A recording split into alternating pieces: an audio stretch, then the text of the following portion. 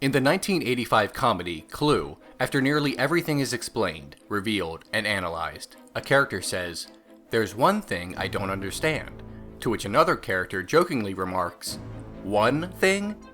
There is a lot about Clue that is difficult to digest. This is partly because of how it was created. In order to keep the ending secret, the filmmakers shot multiple endings and released different copies of the film to theaters. Spoilers for each ending ahead. In the first ending, the murderers are shown to be Yvette and Miss Scarlet. In the second, Mrs. Peacock commits all the murders herself. In the third, nearly every character is a murderer. When the movie was released to home video, not wanting to lose two of the three endings, the film company showed all three and retroactively claimed that the third ending was allegedly the real ending. Yet there are a lot of problems with plot holes. That's going to happen with such a complex plot, and three endings to a murder mystery that all have to make sense and connect to all the other events of the movie prior to the accusations. A word before continuing. As said in a previous episode, having plot holes does not destroy a movie. Clue is a great comedy, and none of what will be said today can ever change that. Moving on. In order to understand how some of the endings don't add up, we need to go through all three endings step by step. Beginning with the first ending, we learn that both Yvette and Miss Scarlet were the killers. Scarlet was giving the orders to Yvette, and Scarlet herself carried out some of the murders.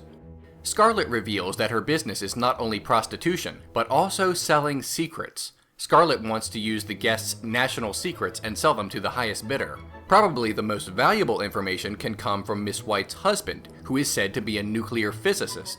Scarlet references this at the end. Here's the problem. The physicist is dead. Miss White had 5 husbands. Only 2 were mentioned. One was decapitated and emasculated, while the other, an illusionist, disappeared and never reappeared. The decapitated man is said to be the physicist. How is a corpse with no head or penis going to help Miss Scarlet with nuclear secrets? Does Scarlet think the physicist left a lot of confidential government information lying around the house? Does she think that Miss White just held on to them for sentimental value in spite of the fact that she obviously murdered said husband? Of course, that does not mean Miss Scarlet and Yvette could not have killed anyone. It only means that they had slightly less motive than before. This is only one ending, though. In the second ending, Mrs. Peacock is discovered to be the murderer. If this ending were to work, she must have been the one who turned off the lights. In the other endings, there are multiple killers and accomplices, but in this ending, Peacock did it all, so she must have turned off the lights, right? Except immediately after the lights turn off, we see Mrs. Peacock stunned that the lights just went off 2 seconds ago and begins hitting a pipe out of fear. Even if she had been acting, she could not have made it to the pipe mere seconds after turning off the lights, because we see where the lights are in all 3 endings. They're on the ground floor. She is way in the basement. In short, Mrs. Peacock could not have done it. The way the scenes are set up so close to one another suggests this is nearly impossible. But nothing can compare to the inconsistencies in the final ending. The third and final ending, the one that retroactively really happened, is perhaps the most confusing of them all. Considering everyone kills someone, that is to be expected. In the main part of the film, before the 3 endings, Wadsworth takes a phone call from the FBI. This makes sense for the first 2 endings. In those, he is revealed to work for the FBI himself, and J. Edgar Hoover made a foolish mistake of checking in on him while he was undercover. His cover could have been blown. In the third ending, Wadsworth is actually Mr. Body, and the phone call from Hoover is for Mr. Green, a plant for the FBI, even though Wadsworth is the one who answers the call. In a brief exchange of dialogue at the end, Green says he was going to expose Wadsworth, but the so-called butler said he already knew that, suggesting that the phone call clued him into Green's real identity. If Wadsworth had known that Green was an undercover agent and that the FBI were snooping around, there is no way he would have made that long confession about what he did at the end.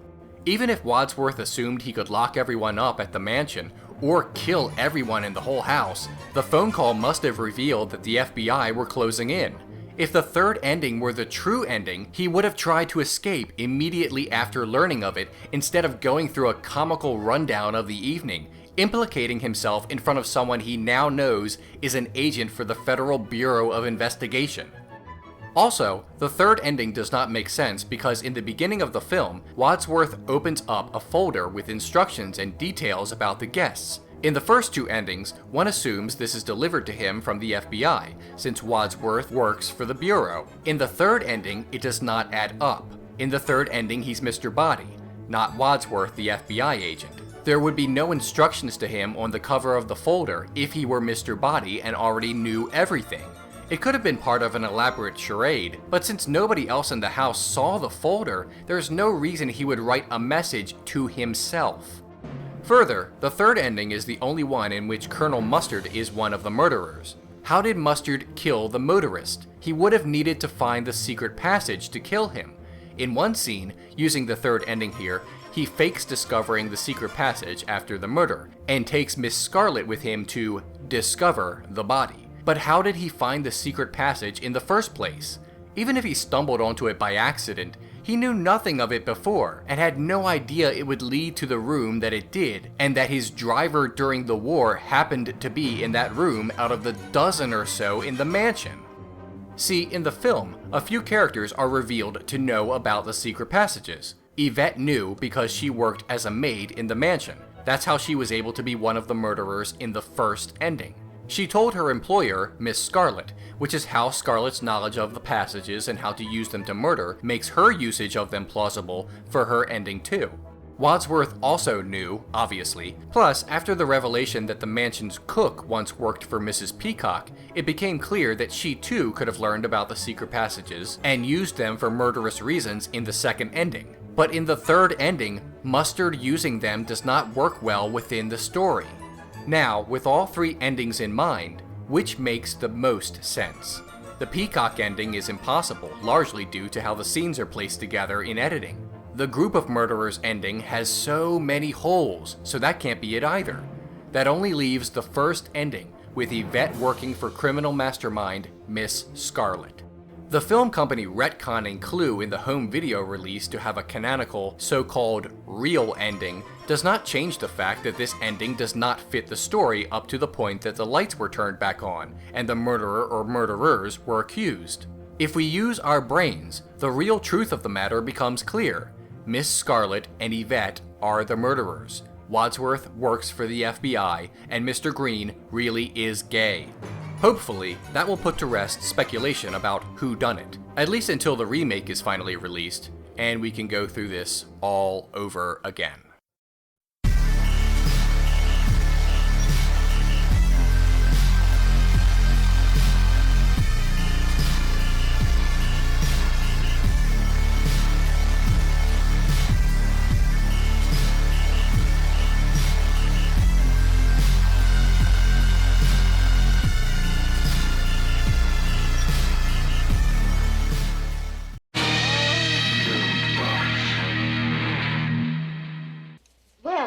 Someone's got to break the ice, and it might as well be me. I mean, I'm used to being a hostess. It's part of my husband's work, and it's always difficult when a group of new friends meet together for the first time to get acquainted.